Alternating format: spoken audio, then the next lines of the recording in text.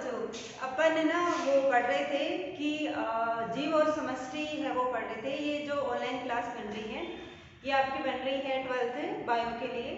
तो एक जो अपना ये था कि जीव और समष्टि के अंदर जो एक पेरा था या उसमें तो अपन ने पढ़ लिया था कि जो ये कम्युनिटी क्या होती है, ऑर्गेनिज्म क्या है, पॉपुलेशन क्या है, बायोम क्या है और इकोसिस्टम में क्या है, ये सब अपन ने पढ़ लिया था। इसके बाद अपन इसके आगे का पढ़ते हैं। तो चलो अपन पढ़ लेते हैं कि जीव और समष्टि के अंदर अपन ने वो सब तो पढ़ ही लिया था। हम बात कर रहे थे कि इकोलॉजी है, ये इकोलॉजी क्या है, ठीक है। तो इकोलॉजी के अंदर क्या होता है कि जो जीव है और उनका एनवायरनमेंट है, उनके साथ उनका आपस में क्या संबंध है, कैसी प्रक्रियाएं हैं वो करते हैं, कैसा रोल प्ले है वो उसके अंदर कर रहे हैं, तो ये इकोलॉजी है। इकोलॉजी के अंदर ही हमने पढ़ा था इकोसिस्टम। इकोसिस्टम, तो ना इकोसिस्टम क्या होता है कि इकोसिस्टम है ये बना हुआ होता है, एक तो अजैव कारक से मिलकर बना होता है और एक प्लस से मिलकर बना हुआ होता है जैविक कारकों से। तो ये इन दोनों से मिलकर बना हुआ होता है। हमें ये टॉपिक पढ़ना है, अजैव कारक हमें ये पढ़ना है। तो अजैव कारक जो है इनके अंदर क्या क्या शामिल है, तो अपन बात करें तो जो तापमान है वो इसके अंदर शामिल है। सेकेंड नंबर पर इसमें आता है पानी, जो इसके अंदर शामिल है। और थर्ड नंबर पे इस पे आता है प्रकाश और फोर्थ नंबर पे है इसमें मिट्टी, ठीक है। तो ये सभी हम 1 बाय 1 करके पढ़ने वाले हैं। मोस्ट इंपोर्टेंट इसके अंदर तापमान है, सेकंड मोस्ट इंपोर्टेंट इसके अंदर पानी है, बाकी इनका भी रोल प्ले होता है इकोसिस्टम को बनाने के लिए। तो सबसे फर्स्ट अपन पढ़ते हैं तापमान। तापमान के अंदर देखो क्या है कि ये जो तापमान है, ये तापमान किसी भी एरिया का जो तापमान है वो कहाँ का कैसा रहने वाला है, वो वहाँ के जो जीव हैं उनकी जो प्रकृति है उनको वो डिसाइड करेगा तापमान कि वो जीव वहाँ के कैसे होने वाले हैं। तो तापमान के अंदर अपन बात करते हैं कि देखो मैं यहाँ पर अर्थ का एक ग्लोब का डायग्राम बना रही हूँ। तो उसके अंदर अपन क्या करते हैं कि बीचों बीच है वो 0 डिग्री पर होती है भूमध्य रेखा, भूमध्य रेखा। भूमध्य रेखा से ऊपर की तरफ जाने पर, यानी ये यहाँ पर ध्रुव है, तो ध्रुवों की तरफ जाने पर भूमध्य से कहाँ जा रहे हो आप, ध्रुवों की तरफ जा रहे हो, तो तापमान पर क्या इफेक्ट पड़ता है। तो जैसे ही आप भूमध्य रेखा से ध्रुवों की तरफ जाते हो, इधर भी ध्रुव है और इधर भी ध्रुव है, तो ध्रुव की तरफ जाने पर तापमान है वो कम होता है, क्योंकि यहाँ पे ध्रुव को बहुत ठंड है, बर्फ जमी हुई। और यहाँ पर ये वाला जो एरिया है, ये जो इधर ऊपर की तरफ होता है मकर रेखा, और इसके नीचे की तरफ होता है सॉरी ये कर्क रेखा, ये है कर्क रेखा और नीचे की तरफ है मकर रेखा। तो कर्क रेखा और मकर रेखा के बीच का जो एरिया आता है वो उष्णकटिबंधीय होता है, उष्णकटिबंधीय होता है, ठीक है। तो ये उष्णकटिबंधीय एरिया है जहाँ पे भारत है और भी कई देश है वो शामिल होते हैं। तो कहने की बात यही है कि भूमध्य रेखा से अगर आप ध्रुव की तरफ जाते हो तो तापमान में कमी आती है। एक इधर पर देखें कि ये पहाड़ी एरिया है, यानी ये ऊंचाई है, और इधर की तरफ आपका मैदान। तो मैदान से जब आप ऊपर की तरफ जाते हो तो तापमान में आप क्या देखते हो, कमी देखते हो। तो ऊंचाई पर ठंड होगी और मैदान पर क्या होगी, गर्मी होगी। तो अगर आप मैदान से ऊंचाई की तरफ जाओगे तो भी क्या होती है, तापमान में कमी आती है। फिर अपन बात करें कि अलग अलग के जो एरिया हैं, जैसे उष्ण कटिबंधीय मरुस्थल एरिया है, मरुस्थल है। उष्ण कटिबंधीय मरुस्थल एरिया के अंदर जैसे अफ्रीका है और इधर अपना ये इंडिया है और इसके अंदर अपना ये राजस्थान आता है और इधर की तरफ अफ्रीका आता है। तो यहाँ पे क्या मिलता है, मरुस्थल मिलता है। तो मरुस्थल के अंदर क्या होता है कि ज्यादातर टेम्परेचर है वो हाई रहता है। तो कितना हाई रहता है, उष्णकटिबंधीय मरुस्थल के अंदर होता है 50 डिग्री सेंटीग्रेड। फिर अपन बात करें जो गर्म झरने हैं, गर्म झरने हैं, डीप ओशन है, गहरे समुद्र है, उनका 100 डिग्री सेंटीग्रेड तक रहता है। तो ये हुई बात। और कि अगर अपन बात करें कि टेम्परेचर है वो जीवों को किस तरीके से प्रभावित करता है, तो मेनली ये क्या करता है कि अपने अंदर जो काम करने वाले एंजाइम होते हैं उनको इफेक्ट करता है। एंजाइम को किस तरीके से इफेक्ट करता है कि तापमान क्या करेगा बेटा कि एंजाइम को इफेक्ट करेगा। एंजाइम किसके बने हुए होते हैं, प्रोटीन के बने हुए होते हैं। ये एक पर्टिकुलर यानी एक निश्चित टेम्परेचर पर ही काम कर सकते हैं।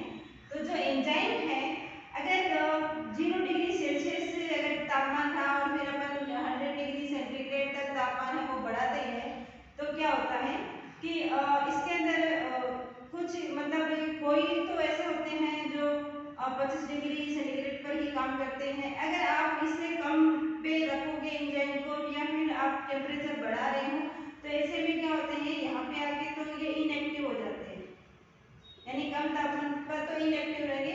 और अगर ज़्यादा टेम्परेचर बढ़ाओगे तो ये तो प्रोटीन के बने हुए होते हैं, तो ये डिस्ट्रॉय हो जाएंगे, ये डिस्ट्रॉय हो जाएंगे। तो इस तरीके से ये आपको अपन को प्रभावित करते हैं। दो वर्ड आते हैं, एक तो आता है एक वर्ड है काफी इंपॉर्टेंट है, एक तो आता है यूरीथर्मल, यूरीथर्मल एलिमेंट होते हैं, और दूसरा वर्ड है स्टेनोथर्मल। यूरीथर्मल थर्मल से होता है, टेम्परेचर से रिलेटेड वर्ड है थर्मल। यूरी का मतलब होता है ब्रॉड एरिया, ठीक है। तो यूरी यानी जो टेम्परेचर की अधिकतम परास को सहन कर सके। यूरीथर्मल एलिमेंट वो होंगे जो टेम्परेचर की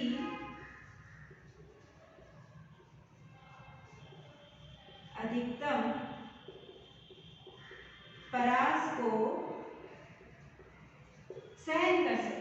स्टेनोथर्मल क्या होता है, स्टेनो का मतलब होता है नेरो, यानी ये टेम्परेचर की कम परास को ही सहन कर पाते हैं। अगर आप टेम्परेचर बढ़ाते हो तो स्टेनोथर्मल एनिमल है वो जिंदा नहीं रह पाते हैं। तो ये है स्टेनोथर्मल, यानी ये क्या करते हैं टेम्परेचर की कम परास, टेम्परेचर की कम परास में रहते हैं, ये ज्यादा अधिक टेम्परेचर पर नहीं रहते हैं। दूसरी पर बात करते हैं पानी की।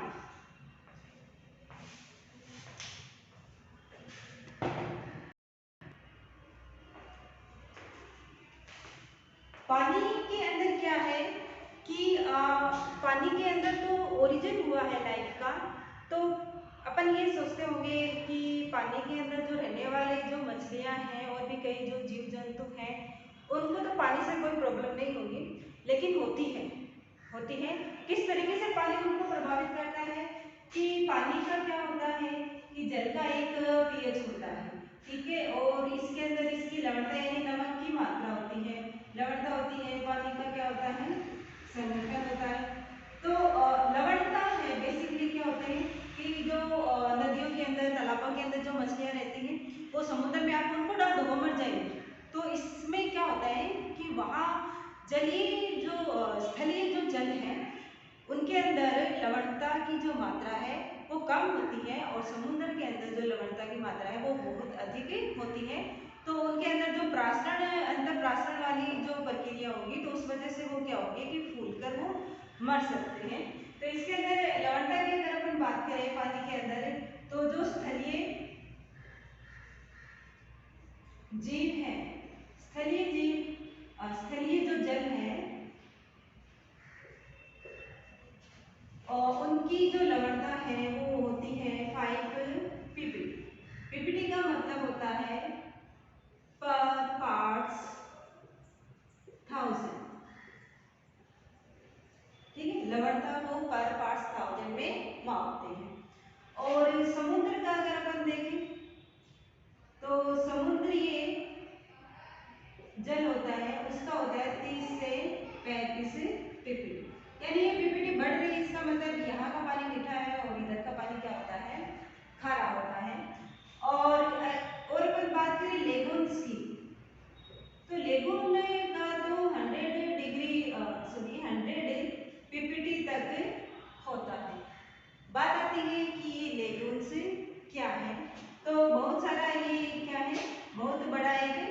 समुद्र है, समुद्र के पास में ही लेकिन समुद्र से थोड़ा अलग होता है, कुछ जल स्रोत होते हैं।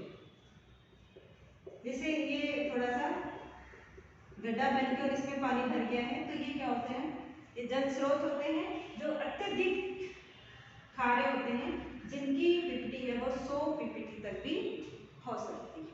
इसके बाद अपन बात करते हैं पानी के बाद अपन, हाँ, पानी से क्या है कि जो लवणता है, तो कई जीव ऐसे होते हैं जो लवणता की अधिक प्रास को सहन कर जाते हैं, यानी इसमें भी तो कोई जीव होंगे, इसमें भी तो रहने वाले जीव हैं। तो यहाँ पर रहने वाले जो जीव हैं और इधर रहने वाले जो जीव है वो अधिक लवणता में रह रहे हैं, ऐसे जीवों को अपन क्या बोलते हैं, इनके लिए टर्म आता है यूरी हेलाइन, ठीक है।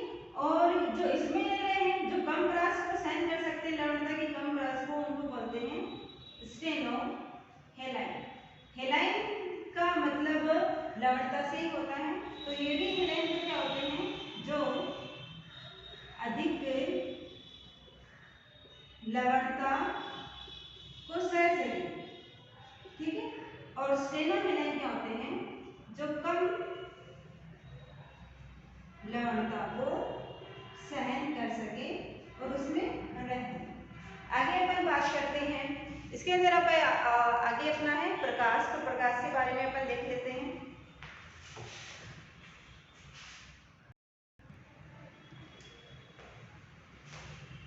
आगे अपन बात करते हैं प्रकाश की, तो प्रकाश के अंदर देखो क्या क्या है कि प्रकाश आपको कैसे जीवों को प्रभावित करता है, तो पादप किस तरीके से प्रकाश से इफेक्टेड होते हैं और जंतु है वो किस तरीके से प्रकाश से इफेक्टेड होते हैं। तो पादप बेटा क्या करते हैं, प्रकाश संश्लेषण करते हैं, तो नाम में प्रकाश है, यानी प्रकाश संश्लेषण तभी होगा जब प्रकाश की उपलब्धता होगी। सेकेंड ये करते हैं दीप्तिकालिका। दीप्तिकालिका एक ऐसी प्रोसेस है जिसके अंदर क्या होता है, दीप्ति का मतलब प्रकाश होता है, कालिकता मतलब कितने समय तक प्रकाश है वो पादपों को मिल रहा है, तो उससे इफेक्टेड ये क्या करते हैं, पुष्पन करते हैं। यानी किसी भी प्लांट है और उस प्लांट में फ्लावर आएगा तो वो डिपेंड करेगा कि उसको सूर्य का प्रकाश है वो कितने समय तक मिला है, और उस वजह से वो इफेक्टेड होकर वो पुष्पन की जो प्रक्रिया है वो करते हैं, यानी उनके अंदर फ्लावर आते हैं। अगर कभी कभी उनको प्रकाश ना मिले तो उनके अंदर पुष्पन भी नहीं होता है, तो प्रकाश काफी मोस्ट इम्पोर्टेंट फैक्टर है पादपों के लिए।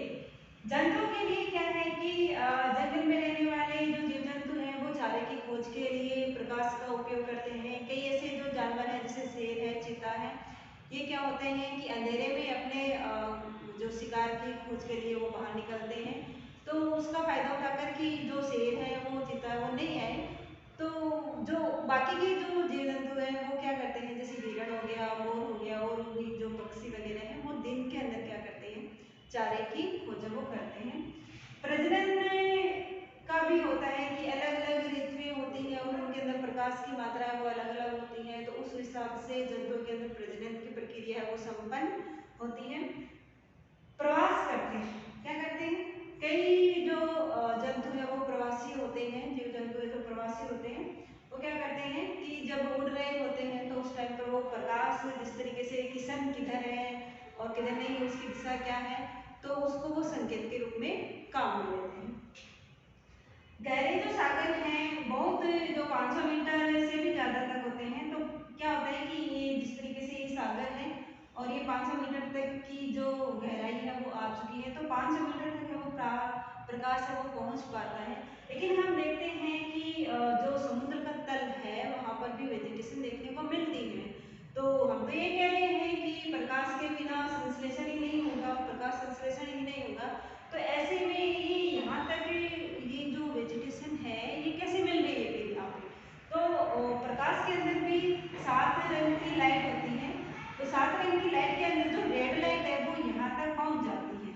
कौन सी पहुँचती है, रेड लाइट है वो यहाँ तक पहुँच पाती है, इसलिए ही हमें डीप ओशन का जो तल है वहाँ पर हमें रेड एल्गी है वो दिखाई देती है, आपको वहाँ पे ग्रीन एल्गी और आपको वहाँ पे ब्राउन एल्गी है वो दिखाई नहीं देगी। यही रीजन है कि जो डीप ओशियन होते हैं और उनके तल छत में जो मिलने वाली जो वेजिटेशन होती है वो ज़्यादातर लाल कलर की होती है। फिर उसके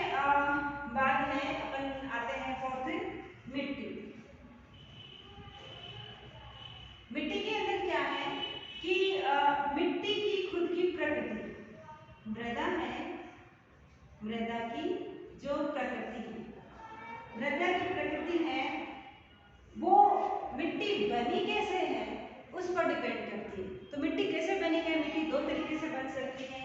एक तो अपक्षय हो गया, एक अपक्षय से, और एक बन सकती है ये अवसादी। अवसादी के अंदर क्या होता है कि कुछ चट्टानें होती हैं जो टूट टूट कर नीचे की तरफ आती रहती हैं और यहाँ पर मिट्टी का निर्माण होता रहता है। ऐसी मिट्टी को तो बोलते हैं अवसादी।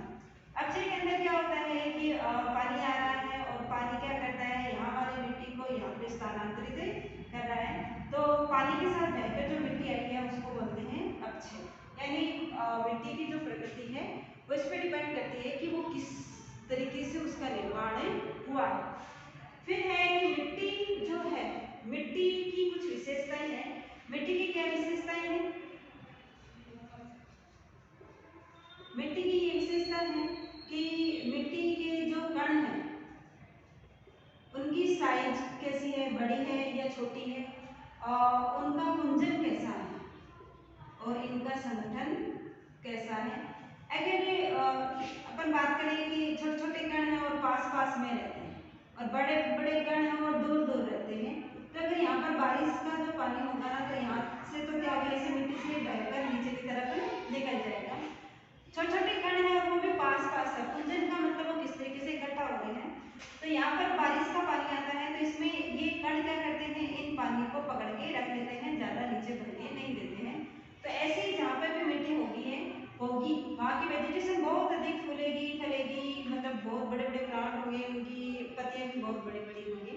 और यहाँ पे क्या होता है, ऐसी अगर मिट्टी है तो वहाँ पर क्या होता है कि वेजिटेशन, क्योंकि पानी तो नीचे बह चुका है पूरा, यहाँ पे सरफेस पे पानी ही नहीं है, मिट्टी के कण है वो पकड़ के नहीं रख रहे हैं, इतने दूर दूर है, तो यहाँ की वेजिटेशन क्या होगी, कांटों वाली होगी, जिसे थार के अंदर मिलती। मिट्टी कई टाइप की होती है। मिट्टी के जो टाइप है जैसे रेत होगी, बालू मिट्टी जिसको बोलते हैं अपन, बालू मिट्टी होगी, और गाद है, और चिकनी मिट्टी है, और दोमट मिट्टी है। तो ये सारे क्या है, ये मिट्टी के प्रकार हैं। मिट्टी का संगठन, मिट्टी की जो कण है वो वहाँ की वेजिटेशन को प्रभावित करते हैं।